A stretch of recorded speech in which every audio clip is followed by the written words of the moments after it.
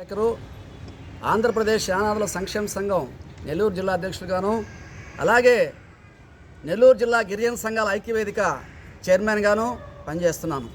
ఏదైతే ఇటీవల కాలంలో పోయిన నెల 25వ తేదీ మా మిత్రుడు కల్లూరు చిన్నపెంచలయ్య కోవూరు నియోజకవర్గం సంబంధించి నేను ఎలక్షన్ కంటెస్టెంట్ చేస్తాను, మా గిరిజనులకి న్యాయం చేయాలి, యానాదులకు న్యాయం చేయాలి అని పెద్ద ఎత్తులో డాక్టర్ బిఆర్ అంబేద్కర్ గారి సామాజిక న్యాయం సోషల్ జస్టిస్ ఫర్ స్టాచ్యూ అనే నినాదంతో బజార్ సెంటర్ నుంచి ఎంఆర్ ఆఫీస్ దాకా ఒక ర్యాలీ నిర్వహించి అంబేద్కర్ గారు మహానుభావుడు ఇచ్చినటువంటి పాటను పెట్టుకొని ఏ రాజకీయ పార్టీ కూడా దళితులకు న్యాయం చేయట్లేదని చెప్పేసి హితవు పలుకుతూ నామినేషన్ వేయడం జరిగింది.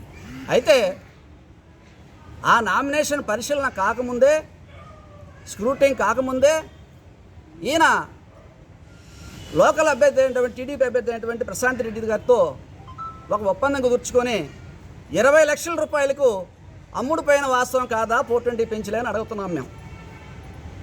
దీనికి నువ్వు సమాధానం చెప్పాలి. ఏ అర్హతతో నువ్వు ఎవరిని అడిగి కోవూరు కాన్స్టిట్యూన్సీలో కన్స్టిట్యూట్ చేసావు? మరి మాకు ఫోన్ చేస్తున్నారు బాపట్ల జిల్లా వాళ్ళు, గుంటూరు జిల్లా వాళ్ళు, వాళ్ళందరూ కూడా యాక్చువల్గా నీ కోవూరులో సత్తా ఉంటే కోవూరు గిరిజన సామాజిక వర్గాన్ని దగ్గర పెట్టుకొని ర్యాలీ చేసుకొని పోటీ చేయాలి. మరి గుంటూరులో ఎందుకు వచ్చినట్లు, బాపట్లలో ఎందుకు వచ్చినట్లు, అల్లూరు నియోజకవర్గం ఎంత దూరం మీకు, వాళ్ళు ఎందుకు వచ్చినట్టు మాకు తెలియదు. సో ఈ డాల్డమ్మ వ్యవహారాలకి పాపం ప్రశాంత్ రెడ్డి గారికి విషయం తెలియదు కాబట్టి వారు పాపం నమ్మారు. నీ మాటలు కోవూరు గిరిజన ఓటర్లు ఎవరు నమ్మే పరిస్థితి లేదు. నేను సూటిగా అడుగుతున్నా, 420 పెంచలేయా? నీకు కోవూరు నియోజకవర్గాన్ని పరిచయం చేసింది మేము కాదా అంటున్నా. ఇక గడిచిన 5 ఏళ్లలో కోవూరు కాన్స్టిట్యున్సీలో అనేక గిరిజన గ్రామాల్లో అనేక మంది గిరిజనులు వేరే వాళ్ళు మట్టెమ్మేస్తా పొలాలు కొల్లగొడుతుంటే, కరోనాలో అల్లాడుతూ ఉంటే, మంచినీళ్ళు లేకుండా అల్లాడుతూ ఉంటే ఏ రోజైనా వాళ్ళు చూసిన పాపాను పోయావా అని అడుగుతున్నా. 420 పెంచలేయా నిన్ను? ఇంతెందుకు, ఇటీవల మేము నవంబర్లో పాదయాత్ర స్టార్ట్ చేస్తే మమ్మల్ని చూసి కాపీ చేసి నువ్వు కోవూరు కాన్స్టిట్యున్సీలో ఏదో లబ్ధి పొందాలని శ్రీనివాసపురం కాలనీలో నువ్వు పాదయాత్ర స్టార్ట్ చేసావు, సంతోషమే.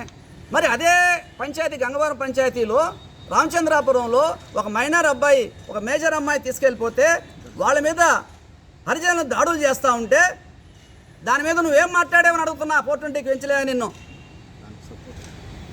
దానికి సపోర్ట్ చేయకపోగా, గిరిజనులకు సపోర్ట్ చేయకపోగా అవతల వాళ్ళకి అమ్ముడుపోయి వాళ్ళ చేత మా మీద ప్రెస్ మీట్ పెట్టించాను, మా మీద కేసులు పెట్టించాను. అది వాస్తవం కాదా అని అడుగుతున్నా. 420 పెంచలేదా నిన్ను? ఇట్లా చూసుకుంటూ పోతే 1-2 గౌరవ వ్యవసాయ శాఖ మంత్రి గారు నీ మీద గౌరవంతో జిల్లా విజిలెన్స్ మానిటరింగ్ కమిటీ మెంబర్షిప్ ఇవ్వడానికి తన లెటర్ ఇచ్చి పంపిస్తే ఆయన పరువు కూడా గంగలో కలిపిన మాట వాస్తవం కాదా అని అడుగుతున్నా. 420 పెంచలేదా నిన్ను?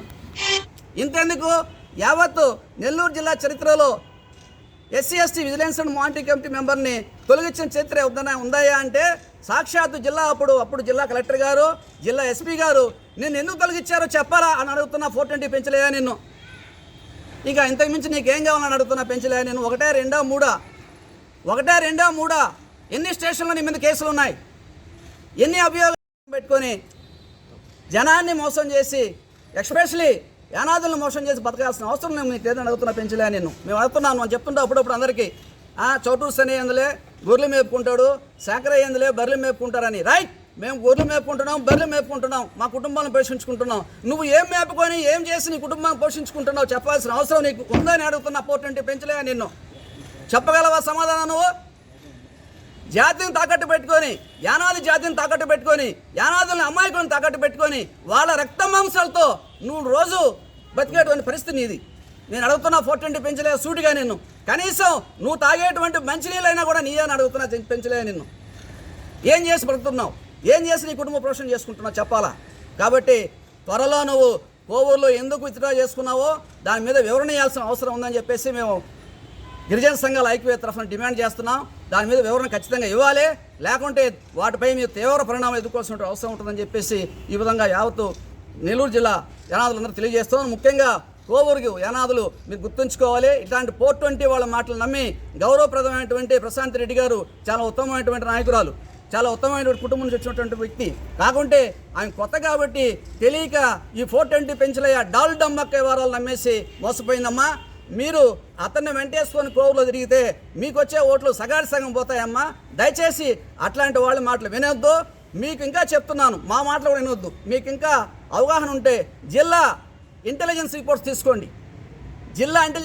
తీసుకోండి, అతని మీద ఎలాంటి అభిప్రాయం ఉందో చూడండి, మా మీద ఎలాంటి అభిప్రాయం ఉందో చూడాలని చెప్పేసి ప్రశాంత్ రెడ్డి గారికి మేము సమయంగా వినయం చేసుకుంటున్నాం. విజిలెన్స్ అండ్ మానిటరింగ్ కమిటీ సభ్యుడిని, మాజీ సభ్యుడిని.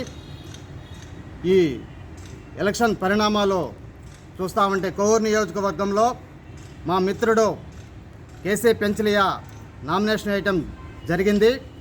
దానికి మేమెంతో సంతోషపడ్డాం.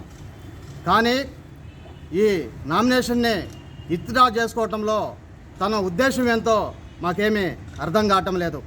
తను మా జాతిని అడ్డం పెట్టుకొని నేను జాతి నాయకుడని చెప్పుకొని తిరుగుతూ నామినేషన్ వేసుకొని తన సలవాగానికి తను ఎదుగుదల కోసము నా జాతిని మొత్తాన్ని ఈరోజు అవమానపరచడం జరిగింది.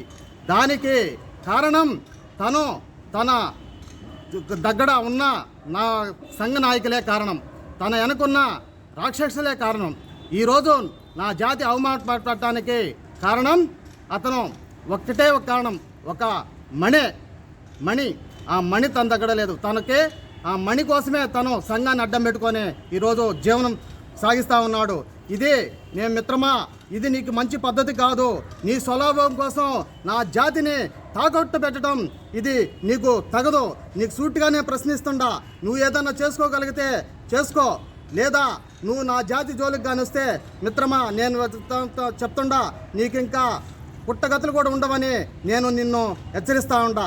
నువ్వు నామినేషన్కి విత్డ్రా చేసుకున్న కారణాలు నువ్వు మాకు చెప్పి తీరాలా, లేదా నీకు ఇంకా పరిణామాలు మాత్రం చాలా సీరియస్గా ఉంటాయని నేను మాత్రం కోర్ నియోజకవర్గాన్ని నుంచి అసలు నీకు ఏ అర్హత ఉందని కోర్ నియోజకవర్గంలో నువ్వు నామినేషన్ వేయడానికి నీకు 40,000 ఓటర్లు వస్తాయని ప్రెస్ మీట్లో చెప్పి ఈరోజు విత్డ్రా చేసుకోవడానికి కారణం ఏందో నువ్వు తెలియజేయాలా. లేదనుకుంటే నీకు ఉన్న కాలంలో నీ కాలం కూడా చెల్లిందని నేను నీకు విధవ పలుకుతుండా.